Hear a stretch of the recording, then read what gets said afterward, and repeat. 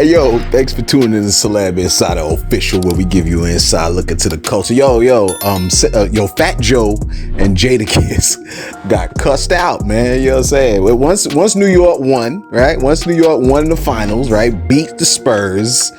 Apparently, man, they got cursed out, and I didn't even know it. Remember when Wembanyama had to do the free throws and stuff like that? Fat Joe was doing all the hand gestures. It might could have thrown him off. I don't know what happened, but he got cussed out about it. And Jadakiss wasn't feeling none of it, man. I want you to take a listen to what the two had to say on it real quick. He ain't give us a dap, man. Wembanyama right now. Nah. Sore loser, man. I don't like that. Nah. What? They was supposed to dap up the team, man. They didn't dap up the team? No. They left. Brunson gave a dap to the coach. The whole team winning and nobody dapped. That's sore loser. I don't like Man. Oh, so you know I got cursed out. I heard you, Fat Joe. I turned around as Ron Harper. The father? The father. Yeah. So I turned around and I said, yo, Ron. He was like, nah, you. I said, Mr. Harper, your son is incredible. He's phenomenal. He was like, yeah, you, Fat Joe. I don't give a fuck this, that. I said, once again, I love your son. Joe. I love the team. You know, we just wanted to win. And he looked at me and said, all right, Fat Joe. I didn't know my daughter and them. They grew up. John Pooh's daughter. They grew up with this kid. He was at her Sweet 16. At my daughter's Sweet 16. I didn't know this shit. I didn't know. Yo, why he said, "I Fat Joe," like that was like the adjective meant something different now, especially since Fat Joe is now slim. You know what I'm saying? Like, it's not, he ain't fat no more, but he said it like, yeah, you still fat though. You know what I mean? Why he said it like that? My people's over here talking about how it's interesting how a lot of dudes from New York, when they get older, man, they become humble, they become more like respectful and wise. They understand, you know what I'm saying, that they in their 50s now and they can't do the same thing and they like they did when they was in their 20s. A lot of the dudes that's in the South, when they still with the ish, they still with all the smoke. You know what I'm saying? That always throws me for a loop, man. And I find it to be absolutely hilarious. You know what I'm saying? All right, look, check it out. On the main channel, we showed you a lot of clips of Sauce Walka and Ray J. Sauce Walka got on a stream with Ray J, Adrian Bronner, Dean the Great, and the joint did not play out well, man. I mean, those two don't play well in the sandbox, okay? Ray J has now explained his position on how he feels about Sauce Walka. I want you to take a listen to this real quick. I don't know that nigga like that to be talking to me like that. Especially if he got it all wrong too. So like, I don't think. Yeah, you did. Keep it cool for a little while.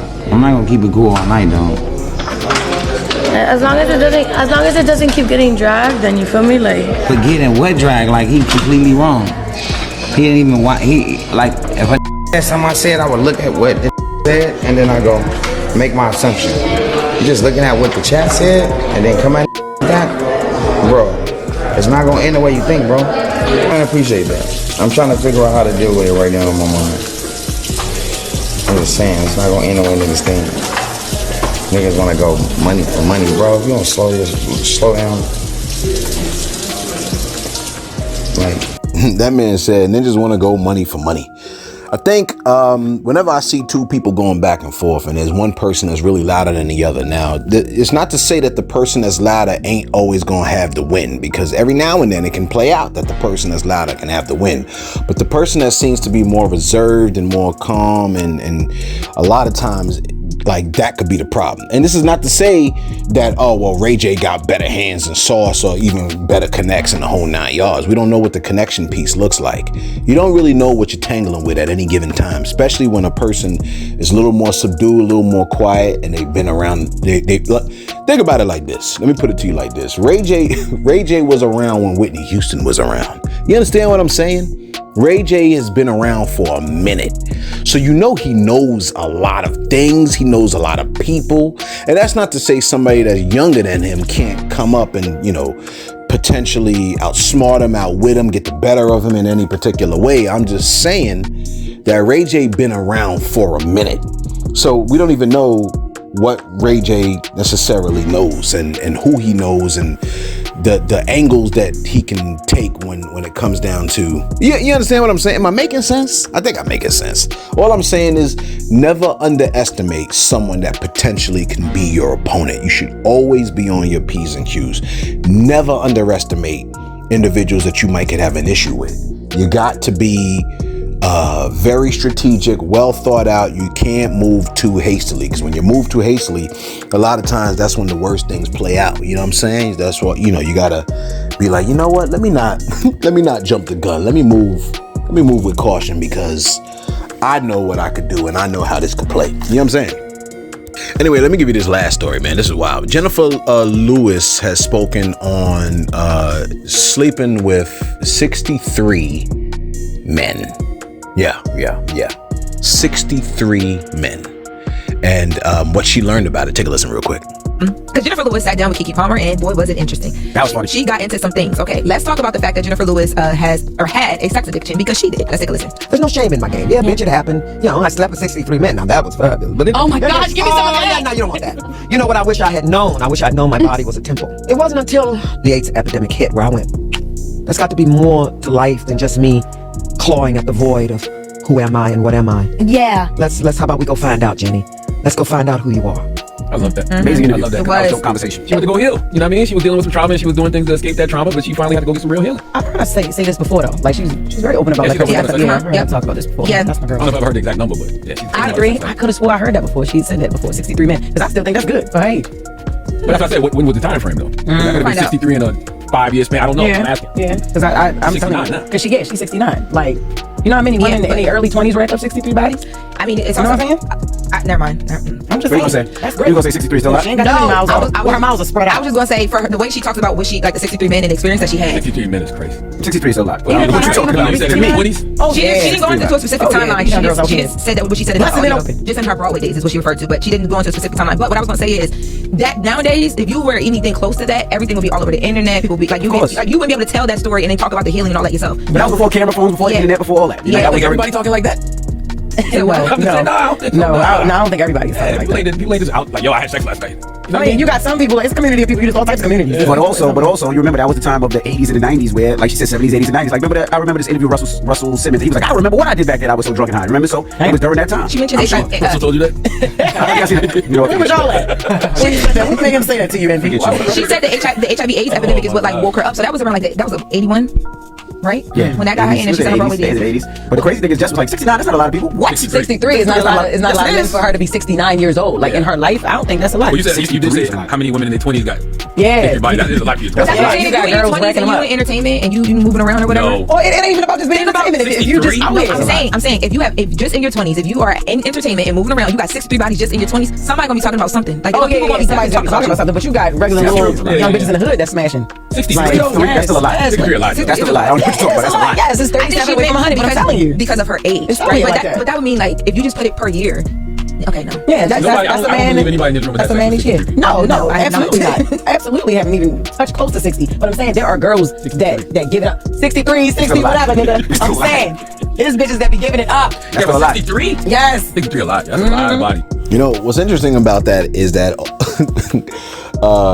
the fellas is like, actually everybody in that room is like, yo, 63 is egregious. Real talk. Like 63 people, sleeping with 63 people is crazy. And Jennifer Lewis, she already admitted to having done it. So for her, she's like, she has to already just deal with the fact that she already did it. And she already said, hey, look, man, ain't no shame in my game. I did what I did. I'm confident in who I currently am now. It is what it is. And then think about what she said. She said, it wasn't until the AIDS epidemic that I wisened up. So this means that before, like maybe in her 20s, maybe early 30s or whatever, that's when a lot of it could have went down.